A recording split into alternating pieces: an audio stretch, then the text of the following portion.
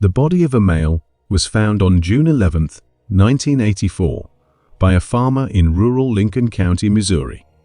The body was discovered inside a pump house near Highway FA, outside Troy, Missouri. The man was wearing an expensive Bill Blass gray suit with red pinstripes, a winter tie, and a cashmere peacoat. An autopsy determined that the man lost his life months before being found. He suffered a fatal gunshot wound to the back of the head. Analysis performed at the time of discovery suggested that these were the remains of an adult male of European ancestry, and he was between 40 and 80 years old. He likely stood between 6 feet to 6'2" inches tall. Unfortunately, investigators were not able to name the victim, let alone the perpetrator, so the case went cold. Then, on March 29, 2023, the Lincoln County Sheriff's Office announced in a press conference that the John Doe had been identified through a DNA match as Jack Langeneckert, a 50-year-old real estate agent who had been living with his wife and son in Florissant, Missouri, when he went missing in 1982. The breakthrough is thanks to forensic genetic genealogy, the increasingly common practice of identifying DNA through comparisons to genetic profiles in genealogy databases. Now that detectives have a name, Captain David Hill said they are working to solve who took Jack's life and how his body ended up on a Lincoln County farm. One of the interesting things about cold cases that are this old is you have to rebuild, Hill said. Who did they hang out with? Who are their friends? Where did they work? What did they do? Authorities believe Jack Langeneckert lost his life not long after he went missing in 1982. His car was found a week after his disappearance at the Lambert Airport. Hill said it was too early in the investigation to elaborate more on the details of Jack's disappearance, including why someone may have wanted to hurt him. According to Hill, Jack's family said they filed a missing person report when he went missing, but sheriff's investigators are still trying to find investigative files from the 1982 case. Jack's remains were first tested for DNA in 2015, but lab researchers were not able to find a match in the DNA database, which contains DNA profiles obtained by law enforcement. The sheriff's office reopened the case after a Southeast Missouri State University anthropology professor, Dr. Jennifer Bengtson, offered in 2021 to help the cold case unit identify human remains. The professor and her advanced students identify which parts of the skeletal remains are best for testing and pay through grants and donations for DNA labs and to do genetic analysis. Othram, a private DNA lab specializing in cold cases, performed the analysis in Jack Langeneckert case. Dr. Jennifer Bengtson said, "The number of human remains still left unidentified is a tragedy of the scale that most people do not realize. Even though my lab is small, I'm really proud of my students for helping bring answers to these families." Anyone with information on Jack Langeneckert case should contact the Lincoln County Sheriff's Office at 636-528-8546. Get ready to be engrossed in a tale that transcends time itself. A story of mystery and family awaits in a world where mysteries go unsolved. An intriguing story with enigmatic threads that is illuminated by hope. Introducing Melissa Highsmith, a name that has endured through the ages and is linked to resiliency and loss. On May 4, 2023, a remarkable discovery took place in the center of Fort Worth, Texas, solving a 51-year-old mystery that had fascinated people for generations. The unthinkable was confirmed on this historic day by Fort Worth police through DNA testing. For the majority of her life, Melissa Highsmith, also known as Melanie, was actually the 22-month-old infant who, all those years ago, had been tragically abducted by her babysitter. In this video, we will unravel Melissa Highsmith's tale, which is one of love, grief, and resiliency that spans time and ends with a remarkable reunion of family members, torn apart by fate. We'll look at the series of incidents that took place before her family eventually located their sister and daughter, who had been missing for a long time. Let's travel back in time to the 1960s, to a blind date set up by Jeffrey Highsmith's roommate, which brought 18-year-old Alta Apantenko and 17-year-old Jeffrey Highsmith together. Jeffrey remembers with fondness his first thoughts upon seeing Alta's breathtaking beauty. Their quick encounter soon resulted in marital bliss in November 1968. Jeffrey was a year younger than Alta. A year later, on November 6, 1969, a joyful occasion occurred. The couple's firstborn, a beautiful baby girl they named Melissa Highsmith, brought joy into their lives. Melissa was born in Fort Worth, Texas, and got her name from one of Alta's friends. Jeffrey recalled Melissa as a happy, lively baby who was her father's favorite. Alta, on the other hand, found that becoming a parent was really difficult. Being the youngest of 12 children, Alta experienced adversity at a young age. The 6 youngest were placed in an orphanage when their mother was unable to care for all of her children. As a result, Alta spent 16 of her most formative years at the Christ Children's Home Church without ever feeling true maternal love. This lack of resources cast a pall over her mothering journey. Even though she had a difficult upbringing, Alta was unwavering in her determination to give Melissa the best life possible. The small family soon moved to southern Illinois, and life took a different turn from there, as Jeffrey and Alta were constantly at odds. Their constant fighting finally caused their marriage to fail. In earlier interviews, they offered their version of events. Jeffrey was criticized for his lack of fidelity and selfishness, and Alta was called stern and aloof. They ultimately made the decision to split up because the negativity between them got too much. Alta looked to her brother Perry for help in the wake of the incident. With his help, she and their daughter, Melissa, were able to leave for Fort Worth, Texas, which appeared to be a good place to start over. They first shared a home with Ed, Alta's brother, and his spouse. But this was only a temporary arrangement, as they later moved in with Carlene, Alta's niece. Alta, who had many siblings, did not feel inferior to Carlene because they were both the same age. Uncertainty surrounds what happened, but at some point the cohabitation broke down, forcing Alta and Melissa to take refuge with an old friend named Carol. Because they were raised in the same orphanage, Alta and Carol had a special relationship. Carol thought that living together would be a good idea because she also had a young son. While living with her friend Carol, Alta was able to get employment by doing cleaning for several churches. She was able to support herself and her daughter in this way. Jeffrey was completely missing from the picture and sending no money at all. Alta alone was responsible for overcoming these difficulties. Finding someone who could look after Melissa while she was at work became crucial because her new job was taking up the majority of her time. She made the decision to publish an advertisement in the Fort Worth Star-Telegram on August 18, 1971. The advertisement read, "Spanish Gate Apartments is looking for a babysitter from 8 a.m. to 3:30 p.m. Make a call after 3 p.m. Shortly afterward, Alta received a response from a woman who expressed interest in taking on the role of babysitter. Back then, the idea of stranger danger wasn't as common. Thus, there was no way to identify this individual. Alta was forced to believe this woman when she said as much. Even so, she made an effort to establish some credibility by setting up a meeting in order to speak with the woman and get some important questions answered before giving her 22-month-old daughter to the babysitter. The woman never showed up for their scheduled meeting outside Alta's place of employment.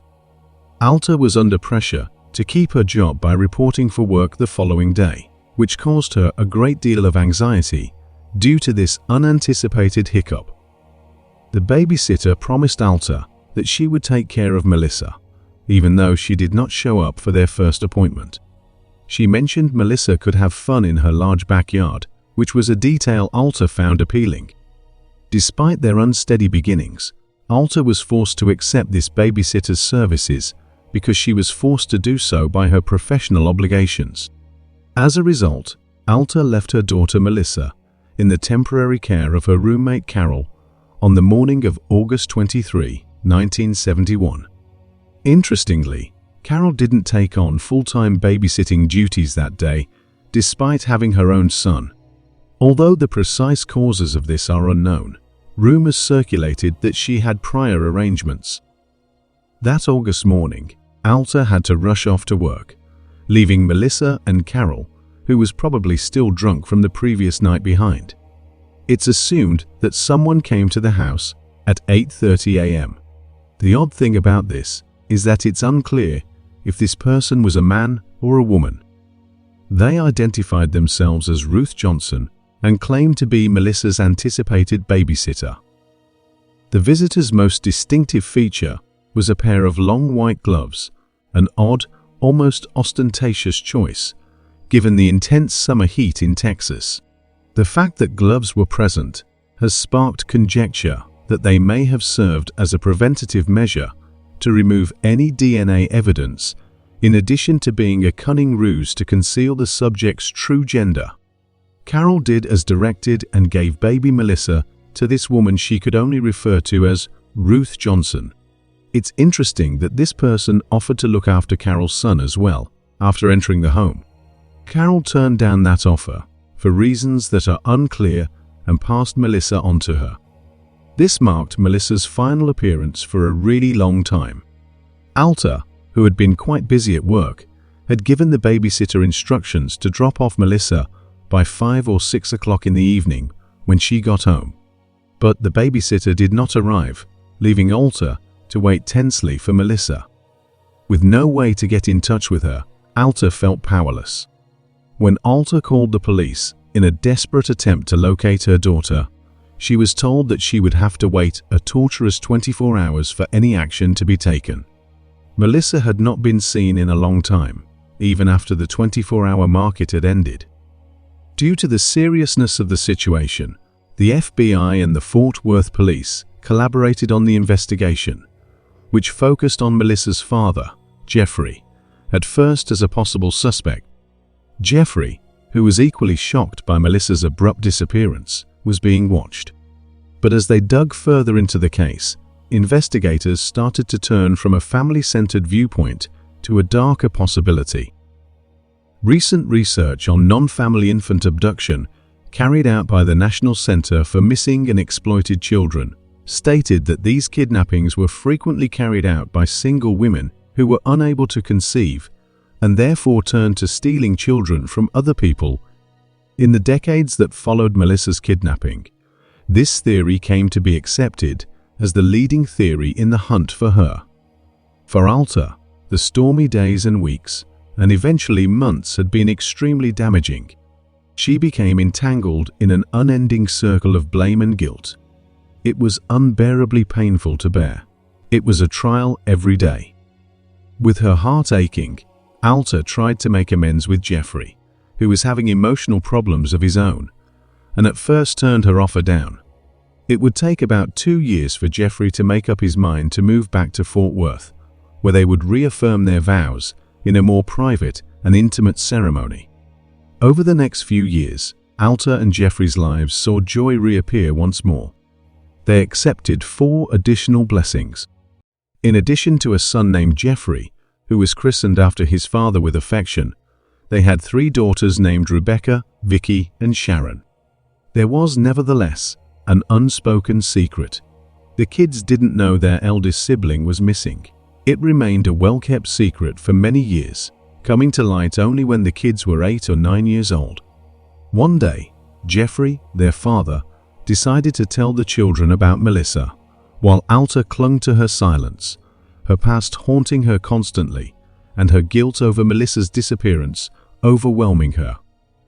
The weight of this unfinished chapter grew as the year went by. They realized what had happened. They had a sister, a sibling who may still exist somewhere in the world today. For years, This idea stoked an insatiable curiosity and renewed interest in locating their sister Melissa, the family's missing piece. The family kept looking for Melissa non-stop, never giving up.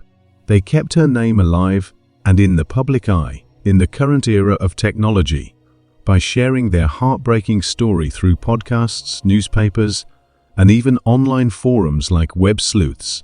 They embraced social media, setting up a Finding Melissa Highsmith Facebook page and requesting assistance from anyone who could lead them to the truth. The Highsmith family experienced heartbreak and hopelessness in their search for Melissa. They raced across states, following every lead that looked promising, and their tenacity knew no bounds. Then, in September 2022, there was a ray of hope when an anonymous tip about a potential sighting in South Carolina was received by the National Center for Missing and Exploited Children. Even though it finally came to a dead end, the family's desire to carry on searching was rekindled by that almost successful discovery. However, the pivotal moment occurred on November 6, when Melissa's brother Jeffrey Highsmith received his 23andMe results, which disclosed an enigmatic match with a granddaughter he was unaware of. After he was rendered speechless by the news, Del Bosque looked into it more on Ancestry.com and discovered that the newly discovered grandchild had a last name in common with two boys who might be Melissa's nephews. The family experienced an overwhelming sense of hope and resolve as the puzzle pieces began to fit together. At last, after years of uncertainty and ceaseless searching, there appeared to be a breakthrough. They appeared to be making progress toward cracking the code of several decades and reuniting with Melissa, the missing link in their family, thanks to their tenacity and adept use of contemporary technology. They knew that even though the journey was far from over, they would not give up until they were able to embrace Melissa once more. The three children were positively identified as belonging to one of Melissa's sisters, and the Highsmith sisters were overjoyed to learn that the DNA results showed a sibling match. They went to Lisa Joe, an amateur genealogist who painstakingly examined the DNA charts in search of more confirmation. Lisa quickly made it clear that there was no question about these kids being Melissa's biological relatives. With renewed resolve and hope, Lisa made contact with the adoptive father of the kids, who gave her important background information, including Melissa's first name and her ex-husband's full name. Armed with this knowledge, the sisters set out on a mission that finally brought them to Melissa's Facebook account.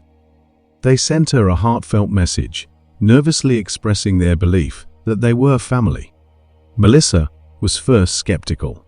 Reaching out to a long-lost relative appeared unbelievable and almost too good to be true. But then the Highsmith revealed a very personal detail that touched Melissa's heart, which was a distinctive birthmark on her back. Her doubts gradually subsided, and she consented to take a DNA test in the hopes of at last discovering the answers she had been looking for so long. The Highsmith knew deep down that they had located the missing piece, but the suspense and excitement mounted as they awaited the results. Regardless of the result, their relationship with Melissa grew closer as the day of revelation drew near. They had already overcome a great deal, and their newfound bond was evidence of the steadfast love and resiliency of a family that had been split up by circumstance, but had come back together via tenacity and the strength of a common ancestor. The Highsmith family gathered at their beloved Fort Worth church on that unforgettable November 26 to celebrate Melissa's miraculous return. Victoria Garner was overcome with emotion and was unable to contain her happy tears. She was still in shock that her sister was standing in front of her, a reality they had long fantasized about. When the happy reunion finally set in, they were all in shock at how real it was that Melissa had been found. The family's relentless search for Melissa was disclosed in a statement from Sharon Highsmith, who lives in Spain and is looking forward to meeting her. The family's suffering and frustration were exacerbated by the mishandling of the case by various agencies during their grueling journey. However, at this point, all they want is to give Melissa a big hug, accept her into the family, and make up for the 50 years of priceless time they lost. Their enduring love, tenacity, and resolve are demonstrated by their reunion. A touching story about a family that comes together in spite of all obstacles, showing that love and hope can overcome even the most difficult mysteries. What is evident, though, is Melissa's profound sense of loneliness and unwelcomeness throughout her childhood. She had no idea, though, that her birth family was always looking for her. The Highsmith made sure to maintain her reputation in the public eye by throwing yearly birthday celebrations for her and making every effort to locate her. Unfortunately, justice was elusive because the statute of limitations for criminal prosecution ran out 2 decades after Melissa turned 18. Melissa is at last home, surrounded by the love and acceptance she had long yearned for, even though the whole truth may not yet be known. A devastating truth about Melissa's upbringing came to light during her reunion with her birth family. Her childhood was mysterious. She was raised under the name Melanie Myoko. It's unclear if the woman who raised her was the same one who abducted her in the first place. She was raised by a woman she called Mom, but their relationship was tense from the start, and when she was 15, she moved out. This woman admitted she knew Melissa had been abducted when she was recently confronted by Melissa's sisters. Melissa's own words illuminated the painful childhood memory she carried with her. She said that she had never been close to her mother and that her upbringing with her had been challenging and turbulent. Melissa was never permitted to play outside or enjoy the small pleasures of childhood. She had never been exposed to the outside world. This extreme sheltering was justified by extremely painful reasons. She was informed that her brain damage through home birth was the cause. The revelations highlighted Melissa's upbringing's emotional turmoil by exposing wounds that had been kept hidden for far too long. Melissa moved to Charleston, South Carolina, 1,000 miles away from her birthplace. Somewhere along the way, thanks to the internet's power, it was there that she made her first contact with her birth family. She was first dubious and thought it might be a scam, but as she read through the messages more carefully and got to know her new family, the truth became clear to her. Their mother was subjected to hurtful accusations following Melissa's disappearance, including the possibility that she was complicit in her daughter's disappearance, even though she was overcome with guilt. The family statement stressed that Melissa's care was entrusted to the person who volunteered to watch her while their mother worked, and that their mother did the best she could with the limited resources at her disposal. Their mother finally received justice. The Highsmith family offers a message of unwavering determination to those looking for missing loved ones, bringing closure to a difficult chapter in their lives. Never give up and follow up on all leads. Melissa's rediscovery was ultimately the result of their own unwavering pursuit, demonstrating that hope and perseverance can overcome even the most difficult situations. The long-standing mystery was resolved, and the truth was ultimately verified on the historic day of May 4, 2023. After completing the DNA testing, the Fort Worth police were able to confirm that Melissa Highsmith was, in fact, the 22-month-old child who was tragically abducted 51 years ago by her babysitter. Since the truth has come to light, Melissa is adjusting to a new chapter in her life that will be surrounded by her birth family's love and support. As she comes to terms with having 2 parents, 4 siblings, and a plethora of nieces and nephews who were eager to find her, the enormity of the discovery is beginning to sink in. Melissa was amazed by her large and loving family's revolution. She used to think that she didn't have many family members, but now she realizes that she has a large, caring network of people who have never stopped looking for her. Her mother, with whom she instantly connected, is a touching example of the strength of familial bonds that endure despite time and space. Melissa is taking back her real first name and dropping the name Melanie, which she went by for the majority of her life, as she continues to come to terms with her new identity. her wish to see her father walk her down the aisle in a rekindled marriage to her present spouse, and her wish to spend more time with her mother are both lovely expressions of love and forgiveness. After this incredible journey of rediscovery, we are left with unanswered questions that make our hearts ache. All those years ago, who was this mysterious person wearing white gloves?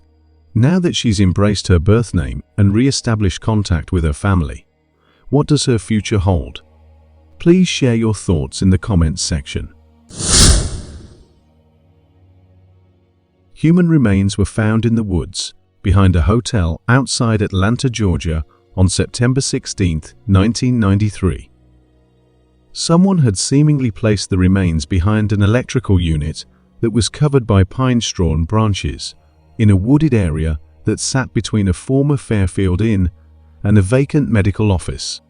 This was an apparent attempt to hide the body, which was already in an advanced state of decomposition. The inn, now Quality Inn Northlake, still exists and is located less than 20 miles northeast of downtown Atlanta. An autopsy concluded that the remains belonged to a middle-aged woman. Due to the state of the remains, investigators believed that the woman's life was taken between 2 weeks and 3 months prior to being found. No identification could be found with the body, and although the early investigation determined that the victim had undergone extensive dental work and hip replacement surgery that may have caused her to walk with an unusual gait, a lack of additional details about who the woman could be led the case to run cold. Finally, in March 2023, the DeKalb County District Attorney's Office announced that they identified the Jane Doe as 52-year-old Rebecca Becky Burke. Becky was eventually identified through forensic genetic genealogy, an advanced form of DNA testing that involved the National Missing and Unidentified Persons System. Othram, a company that specializes in forensic genealogy to help solve cold cases. Forensic genetic genealogy combines traditional genealogy research with DNA analysis and is often used to identify both suspects and victims in criminal cases, where more traditional identification methods have been unsuccessful. The District Attorney's Office said those tests linked Becky's remains to a family member, which allowed investigators to learn more about her and her background. Authorities say Becky may have also used the last names McKesney or Barnes, and her last known residence was in either the Marietta or Smyrna areas of Cobb County, Georgia. A cold case task force is seeking information about a possible suspect. DeKalb County District Attorney Sherry Boston urged anyone who knew Becky or worked at the area where her body was found around that time to contact authorities. "We are very grateful to finally have identified Becky Burke's remains, but the work does not end here," Sherry Boston said in a statement. Becky Burke was described as white, with long curly light brown hair. Officials also believe her to have stood at 5 feet 5 inches tall and weighing close to 130 pounds. If you have any information about Becky's last days, please contact the Cold Case Tip Line 404-371-2561.